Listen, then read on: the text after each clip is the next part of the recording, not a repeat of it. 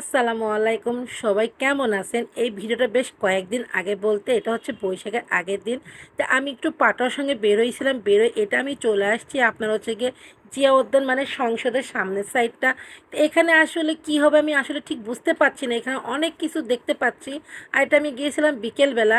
তো আমি এখানে এসে পুরোটা আমি মানে অবাক হয়ে গেছি যে আমি এখানে কোথায় আসলাম। তো পরে আমি পাঠার কাছে জিজ্ঞেস করলাম যে এখানে কি হবে কি হবে, তারপর পাঠা আমাকে বলছে যে যেহেতু আগামীকাল পহেলা বৈশাখ এখানে বাংলালিংয়ের সৌজন্যে এখানে দেখছেন কি সুন্দর সুন্দর ঘোড়া। তো ঘোড়ায় আমার ওটা হবে না, তো পাঠা আমাকে বলছে যে বাংলালিংয়ের সৌজন্যে এখানে বড় একটা কনসার্ট হবে। তো আমি বললাম তাই নাকি, আমি তো জানতাম না। তো বললাম যেহেতু চলে আসছি এখানে ছোটো ছোটো করে কিছু ভিডিও ধরি। তো এখানে অনেক দোকানপাট এটা মানে শুরু হচ্ছিল আমি যে সময় যাই। এটা নাকি বলছে রাতের মধ্যে সব কিছু কমপ্লিট হয়ে যাবে। তো আমি ঘোরাঘুরি করছি, ওই দেখেন আমি মিমের সঙ্গে আছি। মিমের সঙ্গে বলতে মিমের একটা পোস্টার পেয়েছি। তো একটু ভাবসাব নিয়ে মিমের পাশে যে দাঁড়াইলাম, সবাই মনে করবে যে আমি মিমের সঙ্গে দেখা করছি। না ভাই, মিম না, এই মেলার মধ্যেই ওর একটা পোস্টার পেলাম। তা আমি সামনের দিকে আগাচ্ছি, অনেক লোক আর লোক, লোক আর লোক। তো যেহেতু আমি এখানে প্রথম আসছি, এই যে এটা কি বট গাছ না লিচু গাছ, না এটা লিচু গাছ। এই যে দেখতে পাচ্ছেন পয়লা বৈশাখের নাম লেখা আছে। তো এখানে অনেক লোক আর এত আলো, এত এখন প্রায় সন্ধ্যা হয়ে গেছে। তো তা আমি এখানে ছোট্ট করে একটা ক্লিপ ধরে রাখলাম, কারণ আমি এখানে কখনো আসিনি, এই প্রথম। তো এটা আমি আবার একটু ভালো করে দেখা, এটা যে বাংলালিংক সৌজন্যে পহেলা বৈশাখ 1431 এই যে লেখা আছে। আর এখানে তার পিছনে হচ্ছে বড় সংসদ ভবন। তো এখানে অনেক লোকজন দেখা যাচ্ছে। তো সবচেয়ে বড় যে কনসার্টটা হবে, এই যে এদের রিহার্সাল চলছে। তো কে আসবে ব্যান্ড শিল্পী সেটা আমি আর শুনতে পাইনি, লোক আর লোক। আর প্রচণ্ড গরম লাগছে, কার মাথা কে খায়, কার মাথা কে খায়। তো সবাই রিহার্সাল করছি। ভাই আমার আর মাথা খাওয়ার শখ নেই, পাঠাও বলছে চল চল এখানে চল, প্রচণ্ড আওয়াজ, আমার মাথা ব্যথা করছে, এই জন্য আমি চলে আসছি ছোট্ট একটা ক্লিপ নিয়ে। তো সামনের দিকে আগাবো আমরা, এখন একটু চন্দিমা উদ্যানের দিকে যাবো। এখানে লোক আর লোক, লোক আর লোক। আর অনেক সুন্দর সুন্দর জিনিসপত্র, যেহেতু আমার সাথে কোনো পোলাপান বা বাচ্চা নেই, তাই আমি কোনো কিছু কেনার মধ্যে নেই, আমি সামনের দিকে এগিয়ে যাচ্ছি। ও দেখছেন নেই ওমর, আল্লাহ বাংলালিংয়ের সৌজন্যে কি সুন্দর টিভি লাগাইছে। ফেলার টিভি, ফেলার টিভি, এই দেখছেন। ওই দেখেন বাংলালিং সৌজন্যে 4G। তা এখানে আর বেশিক্ষণ থাকবো না, এই যেখানে চারিপাশে দুষ্টু দুষ্টু পোলাপান ঘোরাঘুরি করছে। তা আমি এখানে থাকবো না, এখানে অনেক সুন্দর সুন্দর স্টল। তা যেখানে আমার এখানকার সম্পর্কে আমার কোনো ধারণা নেই, তাই আমি চলে যাব। শেষ মুহূর্তে আমি বেরোয় বাইকে উঠবো, পাঠা বাইক নিয়ে আসতে গেছে।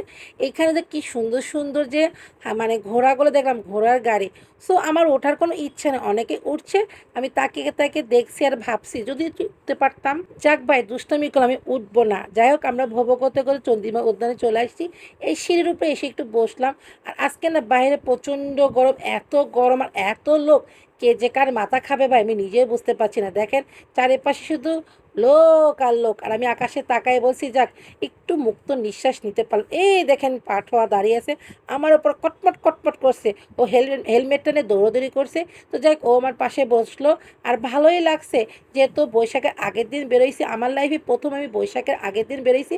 আর এবার সবচেয়ে বড় কথা, ঈদ বৈশাখ প্রায় একই পাশাপাশি পড়েছে। তো যাই হোক, সবাই কেমন বৈশাখ কাটবে আর কেমন ঈদ কাটলো অবশ্যই সবাই কমেন্টের মাধ্যমে জানাবেন।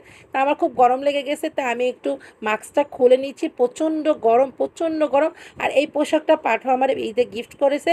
এটা বিভিন্ন কালার আছে, আমি আপনাদের সঙ্গে শেয়ার করেছিলাম। তাই এই পোশাকটাই আমি পরে গেছি। আর আকাশের চাঁদটা একটু দেখাবো, কিন্তু চাঁদটা না যেন কেমন ঘুমিয়ে ঘুমিয়ে ঝিমাচ্ছে। আর আমি না একটু ক্লান্ত হয়ে গেছি। তো ক্লান্ত হওয়ার কারণ হচ্ছে প্রচণ্ড গরম, বাইরে দেখেন সবুজ শ্যামল চারিদিকে ঘেরাও হয়ে আছে। আমার মনে হচ্ছে আমি যে পাখি হইতাম, ডানা মেলে উঠতে পারতাম, কিন্তু এখানে পানি নেই। পাঠাও বলছে যে বর্ষার সময় পানি হবে। এখন সন্ধ্যা প্রায় শেষ, চারিদিকে আলো। এই দেখেন ছোট ছোট বাবুরা খেলাধুলা করছে, অনেক আপু ভাইয়া মানে যে যেমন পারছে বসে বসে গল্প করছে। তা আমিও বসে আছি। তো কেন যেন ভালো লাগছে না, গরম গরম ফিল করছি। কী যে হচ্ছে আমি জানি না। আর চারটা দেখেন কীভাবে ঘুমাইয়া ঘুমাইয়া আছে। আমার কেন যেন চারটা দেখে অনেক মায়া হচ্ছে। একটু দেখার চেষ্টা করলাম, চাঁদ মামা আমার সঙ্গে দেখা দিবে না। পাঠও আমাকে বলছে আইসক্রিম খাবে, তা আমরা হ্যাঁ খাবো। তা আমরা সামনের দিকে গল্প করতে করতে হাঁটছি। পাঠা বলছে তো যেখানে যাবে সেখানে তোর ক্যামেরা, ক্যামেরা বিরক্ত করিস তুই। আমি বললাম ভালো লাগছে না, বলছে ক্যামেরা বন্ধ কর। তাই আমি বলছি আমার ক্যামেরা তোমাকে দেখতে হবে, চলো আমরা আইসক্রিম খেতে যাই। তাই আমরা গুটি গুটি পায়ে পায়ে সামনের দিকে আগিয়ে যাচ্ছি, মানে ব্রিজের ওখানে যাই হোক, আমরা চলে আসছি আইসক্রিম খেতে। আর এখানকার আইসক্রিমটা না কেমন যেন মিষ্টি, আমার ভালো লাগে না। তো আমি আইসক্রিম খাচ্ছি, আমার খুব গরম লাগছে, মানে বুঝতে পারছি না ঠান্ডা খাচ্ছি গরম লাগবে কেন।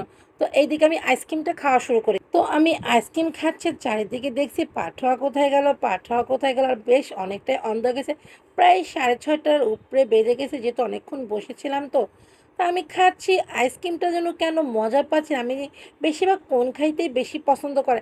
তা আমাকে বলেছিল কোন খেতে, তো আমি কেন যেন কোন খেলাম না। আর এখানকার আইসক্রিমটা আমি বুঝি না এত মিষ্টি কেন, এত মিষ্টি। তো যাই হোক খাচ্ছি, দেখতে পাচ্ছেন চারিদিকে অন্ধকার, অনেকেই বেড়ে যাচ্ছে, বাঁশির আওয়াজ দিচ্ছে। আমি তো ভয় যাবে করছি, সেটা বুঝতে পারছি না, মানে আপনারা বুঝতে পারবেন, আমি বুঝতে পারছি। তো খাচ্ছি, খাবারটা শেষ হচ্ছে না। তো আমি মনে মনে ভাবছি যে তাড়াতাড়ি খেয়ে নিই, খেয়ে আরও অনেক কিছু খেতে পারবো, যেমন ঝাল টাল খেতে পারবো। কিন্তু আইসক্রিম খাইতে যে আমার খাওয়ার শখ সব মিটটা গেছে, মানে এটা শেষ হচ্ছে না। আর একা একা খাচ্ছি, এক হাতে ক্যামেরা ধরছি, আর দেখতে পাচ্ছি না যে পাঠক কোন সাইডে। পাঠক দেখলেই বলবে এই আইসক্রিম খাবি না ভিডিও করবি। তো আমার তো আইসক্রিম খাওয়া শেষ হয়ে গেছে, আমি আপনাদেরকে দেখাই কি প্রচণ্ড ভিড়। তো এই ফাঁকে ফাঁকে সবাই বেড়ে যাচ্ছে, আর এখানে সব ধরনের খাবার পাওয়া যায়, আপনারা সবাই জানেন। আর এই ফাঁকের এই সাইডে পাঠা আইসক্রিম খাচ্ছে। তো আমাকে দেখলো তো চিল্লাচিল্লি করবো, তো আমি মনে মনে বলছি যে ওকে আজকে দেখবো কী করে। ও অনেকক্ষণ সময় নিয়ে আইসক্রিম খাচ্ছে, সামনের দিকটা ঘুরে আমার দিকে পিছন দিয়ে একটা বাইকের পার বসে, আমাদের বাইকটা ওই সামনের দিকে পার্কিং করা হয়েছে, আমরা অন্য একজনের বাইকের পারে বসছি। তো ঝালমুড়ি খাবো না, ভালো লাগছে না। তো ওখান থেকে খাওয়া দাওয়া করে আমরা বিদায় নিয়েছি। খাওয়া দাওয়া বলতে আইসক্রিম খেয়েছি, কোনো কিছু ভালো লাগছিল না। সর্বশেষ এসে আমরা 2 নম্বর থেকে তরমুজ দেখছি। তো তরমুজটাকে পিটাইয়া পুটাইয়া দেখতেছি যে তরমুজটা কি ঠিক আছে কি না, তরমুজটা কি পাকছে কি না, বিভিন্ন রকমের বুঝে না। যেহেতু টাকা দিয়ে কিনবো, তরমুজটাকে ভালো করে একটু ঝাঁকানাকা করে দেখবো না। আমি পিচ্ছিকে বলছি তরমুজ কিন্তু ভিতরে লাল হতে হবে, দানাটা সুন্দর হতে হবে, নাইলে আমি নিব না। এটার দাম কত, ওটার দাম কত, কোনোটা বলে 350, কোনোটা বলে 450, মানে বিধি কিস্তিতে। যাই হোক, তরমুজের দাম চাইছিল, মানে কেজিতে চাইছিল, আমরা কেজিতে না যে আমরা পিস হিসাবে নিচ্ছি। কেজি বলেছিল 45 টাকা, তো পাঠা বলছে কেজিতে যাব না, আমরা পিস নিব। তো এরকম করে দামাদামি হচ্ছে, বলছে 350, 450, 550। তো পাঠাও বলছে নে রে হালুয়া, এত দাম বলে নিব কীভাবে। আর যেহেতু রোজা রমজান শেষ, তাই বলে কি খাওয়া দাওয়া কি শেষ হবে। তাই একটা তরমুজ নেওয়ার জন্য আমি পাঠাকে বলেছিলাম যে তরমুজ নিব, তো পাঠা বলছে যেটা ভালো হবে সেই তরমুজটা নেওয়ার জন্য। তা আমি এই যে পিটাই পুটাই দেখলাম, এই যে তরমুজটা লাল, ভিতরের দানাটা সুন্দর দেখা যাচ্ছে। কিন্তু তরমুজটা বাসায় নিয়ে এসে যে যা হয়েছে, তার বলবো কি, ভাষায় প্রকাশ করা যাবে না।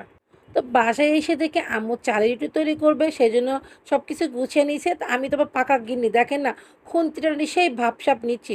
তো সব কিছু প্রসেসিং করা হয়ে গেছে, রুটিটা বসিয়ে দিয়েছি। আর এই পাশে হচ্ছে আমি 1 কেজি দুধ দিয়ে গিয়েছিল, সেই দুধটা বসিয়ে দিয়েছি। আর বাইরে প্রচণ্ড গরম। তো রাতে গরুর গোশ, রুটি, দুধ, তরমুজ, কে যে কোনটা খাবে আমি কিছুই তো বুঝতে পারছি না। তো আমার ভাবসাব দেখে মনে হচ্ছে যে নিজের গুণ নিজেই পিটাই, আর মানে গুণ না, নিজের ঢোল।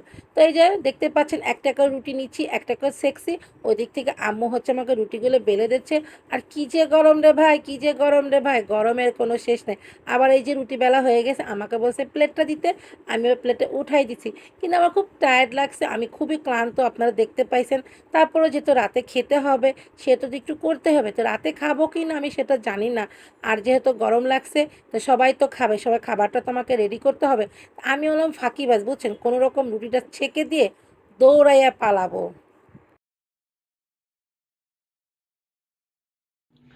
তো ফাইনালি রেডি হয়ে গেছে, এই যে প্যাকেট স্যাকেট গোসল করেছিলাম, চুলটা ভিজা ছিল। আর মোটু কাকার সঙ্গে আমাকে যেতে হয়। মোটু কাকে এর আগে আমাকে বলেছিল আমি স্বাধীনতা চাই, আমি বড় হয়ে গেছি, সো দেন আমাকে কিন্তু তাকে নিতে হয়। তো দুপুরে আসলে খাওয়া দাওয়া হয়নি, যেহেতু 10 নম্বর দিকে যাচ্ছি, অনেক দিনের ফুচকা টুচকা খেতে পাই না। তো জানি না কি করব না করবো, যতটুকু পারবো আপনাদের সঙ্গে শেয়ার করার চেষ্টা করি। এটা হচ্ছে নতুন জায়গায় যাচ্ছি। তো চলেন, আন্ডারগ্রাউন্ডে চলে আসছি, চলেন যাওয়া যাক। ঈদের পরে প্রথম একসাথে দুজন বেরোইছি, আর আমরা এখন সাইড ফাইতে চলে যাচ্ছি। তো ওইখানে এটা সম্পূর্ণ নতুন একদম নতুন একটা এই হসপিটালটা আমি ভুল থেকে খুঁজে বের করছি। তো চলেন, আমরা এই যে চলে আসছি, এটা 10 নম্বর এই পারে, অনেকখানি হেঁটে আসা লাগে আলোকের পাশেই। এখন উপরে উঠতেছি। এটা হলো শাখা 1 না 2 নাম্বার, আমরা এখন যেতেছি শাখা 1-এ, কারণ ওইখানে নাকি ডাক্তার চলে আসে, আর এখানে ডাক্তার কি একটু দেরিতে আসবে। তো এটা হলো হোপের ওইদিকে, এখন ওইদিকে যাইতেছি। এই ভিতরটাতে বেশি দিন আসা হয় না, ও আসে, আমি কখনো আসি না। তো এখানে ধাবা না ধাওয়া সেটা নিয়ে কি আমাদের মধ্যে এখন একটা তর্ক বিতর্ক চলছে, তো এখনো খুঁজে পাই না। এখানে ওইটা সহজ ছিল, কিন্তু এটা মানে একটু বেশি কঠিন। আমরা চিনি তো সেজন্য, না চিনলে তো কঠিন হবেই। এই থেরাপি করার জন্য অনেক কষ্ট করে করে এই পর্যন্ত আইলাম। এটা এর জন্য সহজ ছিল, আমার জন্য না, আমার জন্য বলে লাভ নেই। আর এটা পুরো বাসা বাড়ি সিস্টেম, কারেন্ট বিল দেওয়া লাগে, না হলে খুলবে না। এখন কারেন্ট বিল দিয়ে দাঁড়িয়ে আছে, দেখি কে আসে গ্রহণ করার জন্য। তো এর মধ্যে বৈশাখের পরের দিন মোটুকে নিয়ে আমি আবার ডাক্তারের কাছে দৌড়েছি। দেখতে পাচ্ছেন ডাক্তারের চেম্বার, এটা হচ্ছে 10 নম্বর আপনার হোপের ভিতরে ধাওয়া আছে, ধাওয়ার গলিদের সামনে ফিজিওথেরাপি। আব্বু ডাকছে, আসছি দাঁড়ান একটু কাজ করি। দেখছেন ভয় যাবার দেওয়ার সময় কোনো শান্তি নেই। তো মোটুকে ডাক্তার ভিতরে নিয়ে গেছে দেখানোর জন্য। আর এখানে বেশি ভিডিও নেওয়া যাবে না, এই জন্য আমি ক্যামেরার সামনে একটু একটু হাত দিয়ে লুকিয়ে লুকিয়ে ভিডিও নিচ্ছি। যাই হোক, এই আন্টিটা এখানকার মানে স্টাফ। তো মোটু কাকা যেহেতু ভিতরে গেছে, সে তো আমি এখানে বসে বসে ভিডিও নিচ্ছি। আর ইনি হচ্ছে গিয়ে সিআরপির ডাক্তার। উনি আমার পরে একটা কথা বলেছে যে আপনি হচ্ছে গিয়ে মানে শরীরের ওজন কমান, ওজন না কমালে আপনার কি শরীর আর কি হবে না কম। তো কথাবার্তা শেষ করে একবারে নেমে যাচ্ছি। আর এই যে দেখতে পাচ্ছেন এই চিকন সিঁড়ি, এই সিঁড়ি দেখে আমার একটা ঘরের কথা মনে পড়লো, সেটা হলো অগি অ্যান্ড ককরোচ। যারা দেখেছেন তারাই জানেন, সেম একদম সেম টু সেরকম। আর বাড়িটা কিন্তু অনেক সুন্দর, এখানে কিন্তু থাকা যায় একদম বিদেশি স্টাইল, যেমন কোরিয়ানরা থাকে বা জাপানিজরা থাকে সেরকম একটা বাড়ি, সেই লাগছে। ডাক্তার কাছ থেকে বেরোয় সেই পুরাতন জায়গা মানে হোপের সামনে, আইডেল স্কুলের সামনে। ও আর এই ড্রেসটা কেমন হয়েছে আপনাদেরকে একটু ভালো করে দেখাই।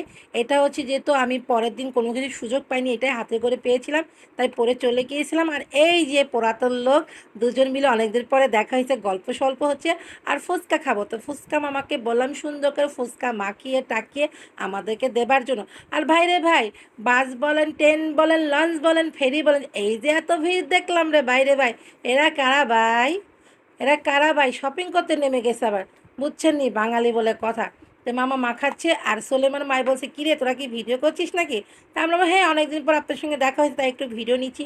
তো মামার বানানো হয়ে গেছে, মামা আমাদেরকে দুজনকে দিচ্ছে। মোটু কাকা খাবে না, মোটু কাকা আমার ক্যামেরাম্যান, মোটু কাকা ক্যামেরা ধরছে। আর বহুদিন পরে আমি আর সুলাইমানের মাই সুন্দর করে ফুচকা খাচ্ছি। তো ফুচকাটা যেভাবে চাইছিলাম সেভাবে আসলে পাইনি। আমি বলছিলাম একটু বোম্বাই মরিচ দেওয়ার জন্য, শালার পর শালা বোম্বাই মরিচটা আমাকে দিল না।